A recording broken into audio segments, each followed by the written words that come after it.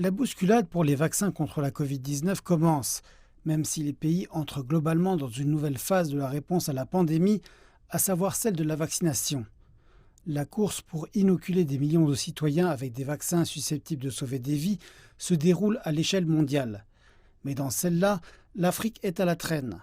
Les espoirs d'obtenir des vaccins suffisamment tôt se réduisent, alors que les économies riches ont déjà acheté des millions d'ampoules auprès des producteurs occidentaux. Les pays africains ont été poussés à l'extrémité de la queue. Réalisant la situation, des pays tels que le Kenya se tournent de plus en plus vers d'autres horizons pour s'assurer un approvisionnement de vaccins contre la Covid-19. Alors que vous parlez d'AstraZeneca et d'Oxford, nous négocions aussi avec d'autres, parmi lesquels le chinois Sinopharm. Nous négocions avec Pfizer. Nous considérons tous les autres vaccins qui ont été approuvés. Le Kenya s'attendait à ce qu'un vaccin soit fourni par l'organisation COVAX, un projet sous l'égide de l'OMS qui travaille principalement avec des producteurs occidentaux. Mais comme l'a rapporté le journal kényan The Star, le président Uhuru Kenyatta a ordonné au ministère de la Santé d'étendre la recherche vers l'Orient. Cette décision intervient après les tests du vaccin chinois contre la Covid-19 au Kenya. En Afrique, seuls le Maroc et l'Égypte testent aussi le candidat chinois. Cette décision a été prise parce que le bilan du coronavirus au Kenya s'alourdit. Nous ne dépendrons pas que d'un seul type de vaccin. La chose idéale à faire est d'en utiliser plusieurs, de sorte d'accroître les chances d'une efficacité plus grande. Nous sommes heureux d'annoncer que le Kenya a commandé des vaccins.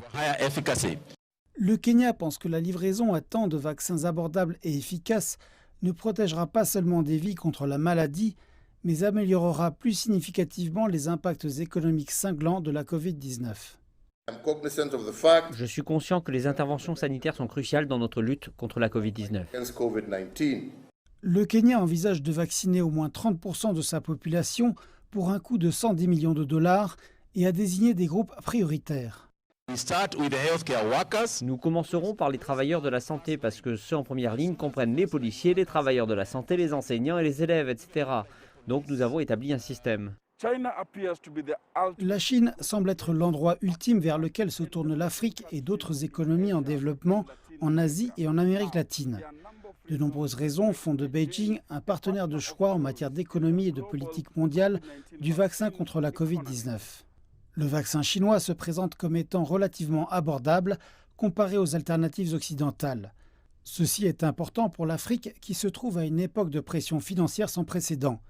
La Chine a démontré son engagement à se tenir aux côtés de l'Afrique dans la lutte contre le virus depuis le début de la pandémie. Des experts chinois avaient été envoyés sur le continent pour apporter une aide sur le terrain à plus de 40 pays. Ceci a été suivi par des dons massifs de produits de première nécessité, comme des masques, des respirateurs, des kits de test, des vêtements de protection et des médicaments. Le dirigeant chinois Xi Jinping a à plusieurs reprises réitéré la nécessité d'une aide internationale qui puisse permettre aux économies en voie de développement de surmonter les afflictions de la pandémie.